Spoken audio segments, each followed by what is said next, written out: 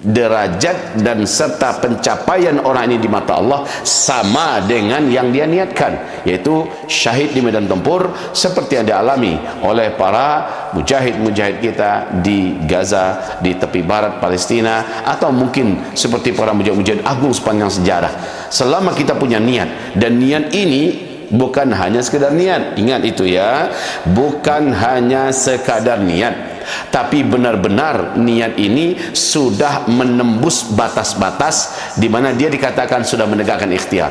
Assalamualaikum warahmatullahi wabarakatuh. Semangat selalu dalam beramal di bulan Ramadan. Mari kita melakukan akselerasi amal, di mana tidak cukup dengan apa yang kita lakukan buat diri kita saja, tapi kita merambah amalan kita menjangkau orang lain demi memperbanyak amalan kita. Inilah amalan-amalan yang utama di dalam bulan Ramadan, yaitu memperbanyak puasa, seolah-olah kita mengkloning diri kita menjadi sekian banyak, dan masing-masingnya berpuasa dan pahala yang ngalir ke kita. Itu diberikan petunjuk oleh Allah SWT dan Rasulnya dengan cara berilah berbuka dan makan berbuka orang-orang yang berpuasa, serta sahurnya orang-orang yang untuk berpuasa. Saudara dan sahabat tercinta, sampai hari ini pesantren kita, para pemburu ilmu Allah dan para penghafal Al-Quran kita, para guru-guru dan dai-dainya, serta warga masyarakat yang kita bina dalam iman dan tauhid, seluruh mereka alhamdulillah untuk 1 minggu pertama bulan Ramadan ini sudah terpenuhi sahur dan berbuka mereka. Sekarang untuk hari ke-7, ke-8 dan seterusnya kita menampung selebar-lebarnya, dibuka seluas-luasnya untuk 250 orang saudara-saudari, santriwan santriwati kita, guru-guru dan dai-dai kita untuk sahur dan berbuka mereka. Tafadhal dari antum semua, per satu orang insyaallah 50.000 sahur berbuka dan berprogram dakwah di bulan Ramadan termasuk di situ. Kita membutuhkan 250 orang per satu hari. Silakan diantarkan atau ditransfer ke Uzma Care ya, 716-7684-003 Bank Sedah Indonesia atas nama Uzma Care. Tapi ingat, tolong dilebihkan di angka belakangnya angka 1 ya. Pokoknya kita mengirim 10 juta atau 5 juta 1, 10 juta 1. Berarti tim admin kita langsung paham bahwa ini dimaksudkan untuk membukakan puasa orang-orang yang berpuasa. Semoga apa yang kami sampaikan menjadi gelora dan semangat yang tidak pernah berhenti dari kita semua merangsang dan mengejar ketertinggalan kita dalam amal. Wabil khusus bulan Ramadan, bisa jadi ini adalah Ramadan terakhir kita, jadikanlah ini Ramadan terbaik, terhebat dan terbanyak pahala kita.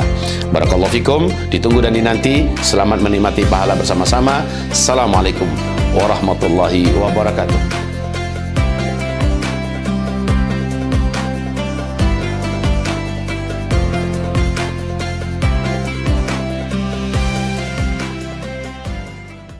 Bismillahirrahmanirrahim. Assalamualaikum warahmatullahi wabarakatuh. Alhamdulillahil wahidil ahad, al-fardis samad, alladzi lam yalid wa lam yulad wa lam yakul lahu kufuwan ahad. Alhamdulillah bi ni'matihi tatimmus shalihat. Kemudian salawat dan salam kita haturkan buat habibina wa sayyidina Muhammad Rasulullah sallallahu alaihi wasallam.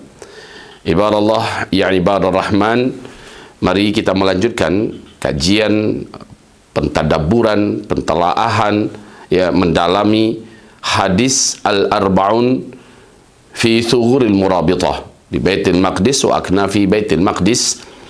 Dan dalam hadis yang sudah kita bahas sebelumnya, kita sekarang menuju kepada hadis penutup tentang keutamaan orang-orang yang melakukan ribat dan jihad di Baitul Maqdis, serta apa bentuk keterlibatan yang mungkin menghadirkan diri kita, dengan cara apa dan apa nilainya. Semuanya akan kita akhiri di hadis ke-20 ini. Setelah itu insya Allah nanti di hadis ke-21 sampai hadis 30 pembahasan tentang adab, etika, persiapan, serta karakter yang harusnya ada pada diri orang-orang yang kelak akan melibatkan dirinya sebagai pejuang kemerdekaan Palestina, sebagai orang-orang yang melibatkan dirinya untuk terhitung di sisi Allah sebagai orang yang berjihad untuk memerdekakan Masjidil Aqsa kita. Intinya terlibat dalam amal yang agung dan mulia ini apa-apa saja karakteristik, adab-adab dan akhlak yang wajib terpenuhi pada diri orang-orang itu, ya, di 10 yang ketiga. Jadi 10 yang pertama dari kitab kita Al-Arba'un ini, kita membicarakan tentang masalah keutamaan Masjidil Aqsa, Baitul Maqdis, Palestina, ya, dan kemudian 10 hadis pertengahan, yaitu yang 10 hadis yang dari 11 sampai 20, yang sebentar lagi 20 kita bedah. Ini bicara tuh khusus tentang masalah keagungan, kehebatan dan dahsyatnya pahala orang-orang melakukan jihad dan ribat di Baitul Maqdis, Palestina, serta bagaimana kita bisa bergabung di dalamnya dengan cara apa. Dan yang ke-30 nanti, insya Allah setelah yang 20 ini, ya, nanti pas masuk 21 sampai 30 kita membahas hal-hal yang terkait dengan adab, karakteristik dan persiapan-persiapan sifat yang harus ada pada kita jika seandainya kita ingin melibatkan diri kita dalam pandangan Allah Subhanahu wa taala sebagai orang-orang yang memerdekakan Masjidil Aqsa dan Baitul Maqdis Palestina dengan ribat dan jihad. Barakallahu fikum. Mari kita baca hadis yang ke-20 ini. Niyatus syahadati wa tamanniha bisidqin yusilu sahibaha limanazilish syuhada. Niyatus syahadah wa tamanniha, niat untuk mendapatkan syahid serta mengimpi-impikannya, bercita-cita ingin akhir hayatnya adalah syahid. Bisidqin, jujur dari lubuk hatinya, terpapar dalam bentuk doa-doanya yang mendalam dan terus-menerus kepada Allah Subhanahu wa taala. Jujur dari lubuk hatinya dia ingin syahid dan dia ingin akhir hayatnya adalah syahid. Yusilu sahibaha, akan mengantarkan dengan niat yang seperti itu orang yang berniat ini limanazilish syuhada, setara dan sejajar dengan posisi orang-orang yang benar-benar terbunuh di medan tempur dan syahid. Jadi antara orang yang benar-benar melakukannya, ya, benar-benar di tepi di medan di front jihad, melakukan ma'arik, pertempuran demi pertempuran melawan kafirin yang biadab, yang zalim, yang jahat, yang melakukan genosida, menjajah dan membantai. Kita maju ke depan dengan lillahi ta'ala, ya. Lalu orang-orang itu benar-benar terbunuh di jalan Allah. Dan kita, orang yang tidak ikut di medan tempur, ya, tetapi kita punya niat bisa seperti mereka, kita benar-benar jujur dalam meminta kepada Allah Subhanahu wa taala, maka posisi mereka yang menutup hidupnya dengan syahid, dengan semua keutamaan keagungan syahid yang tak terbantahkan, yang tak bisa ditandingi oleh apapun, akan sama dimiliki oleh orang yang hanya punya niat, hanya punya cita-cita, tetapi jujur, dan mereka menyertakan harta mereka supaya mereka bisa ikut berpartisipasi dan ikut dalam pertempuran yang dilakukan oleh orang-orang yang maju ke medan dan ke garda-garda terdepan. Baik, kita baca hadisnya. An Sahl bin Abi Umamah bin Sahl bin Hunayf, dari Sahal bin Abi Umamah bin Sahal bin Hunayf, an abihi, dari ayahnya, an jaddihi, dari kakeknya, radhiyallahu anhum, semoga Allah ridha kepada mereka, anna nabiyya sallallahu alaihi wasallam qaal, bahwa Nabi sallallahu alaihi wasallam bersabda tentang masalah ini, ya. Apa kata Nabi?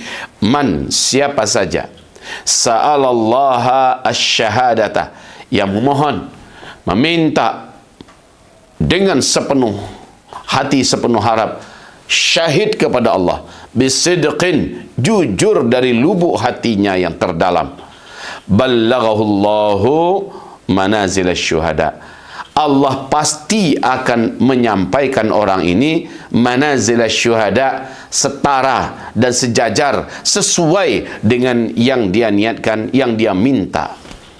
Wa in mata ala firashihi, sekalipun orang ini pada akhirnya meninggal di atas tempat tidurnya, artinya meninggal normal, mungkin di rumahnya, mungkin di rumah sakit, ya, mungkin ketika dia sedang melaksanakan aktivitas biasa, bukan sedang berjihad, di situ dia meninggal. Jadi saudara-saudara dan sahabat-sahabat, derajat dan serta pencapaian orang ini di mata Allah sama dengan yang dia niatkan, yaitu syahid di medan tempur, seperti yang dialami oleh para mujahid-mujahid kita di Gaza, di tepi barat Palestina, atau mungkin seperti para mujahid-mujahid agung sepanjang sejarah.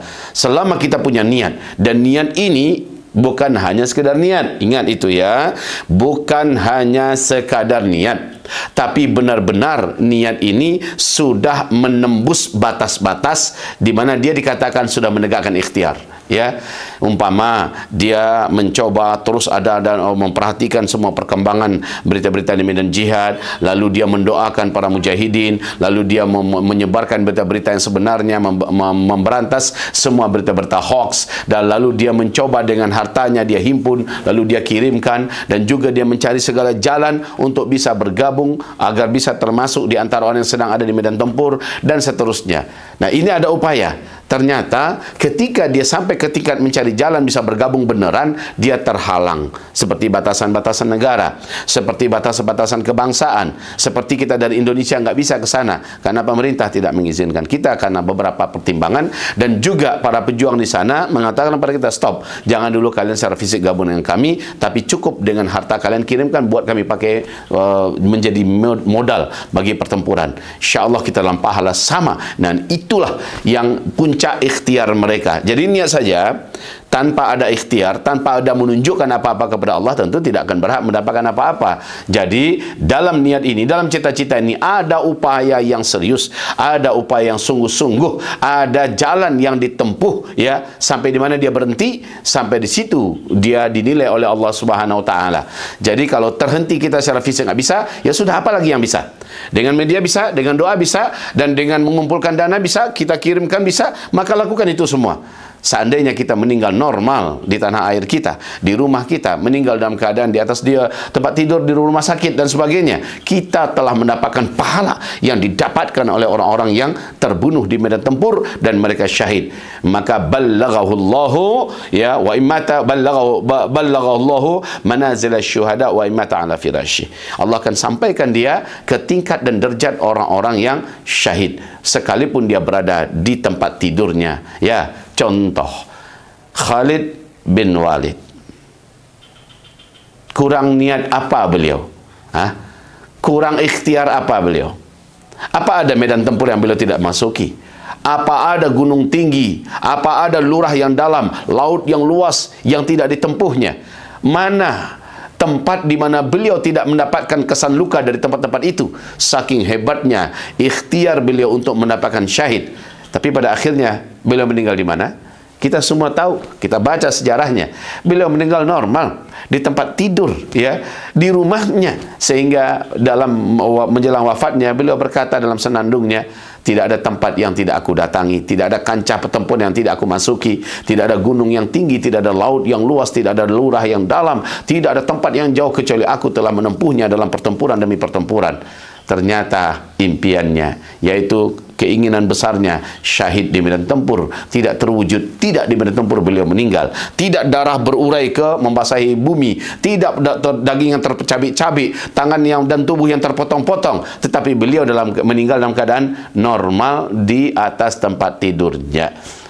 Tetapi beliau tentu saja telah mendengarkan hadis ini. Tidak ada duka yang perlu beliau simpan lagi. Kenapa? Karena ikhtiar beliau, totalitas beliau dalam berjuang sudah mendapatkan nilai oleh Allah Subhanahu wa taala. Nah, contoh dari Khalid bin Walid ini adalah contoh yang sangat layak. Begitu juga dengan Habibuna, baginda Sayyidina Muhammad Rasulullah sallallahu alaihi wasallam. Di mana Rasulullah meninggalnya? Kita semua tahu, di pangkuan istrinya, ya, Aisyah radhiyallahu anha, di dalam rumahnya beliau meninggal. Padahal beliau paling berhak mendapatkan kemuliaan, gugur sebagai syahid di medan tempur, tapi beliau meninggal di sana. Tapi kurang apa ikhtiar Nabi? Niat pasti ada, doa pasti kuat, tetapi beliau dipersembahkan oleh Allah, wafatnya normal. Tapi ingat, semua mereka itu meninggalnya dipandang seperti orang yang syahid. Dan orang yang syahid kalau meninggal, coba lihat, meninggal mereka diberi oleh Allah kemudahan. Jasad mereka sampai kapanpun tidak pernah busuk, ya, wangi terus. Rasulullah sampai hari ini jasadnya wangi. Seluruh para nabi dan seluruh para sahabat, bila digali kuburan para sahabat-sahabat itu yang ada sekarang, kuburan mereka utuh, seolah-olah mereka terbunuh di medan tempur syahid. Kenapa bisa utuh?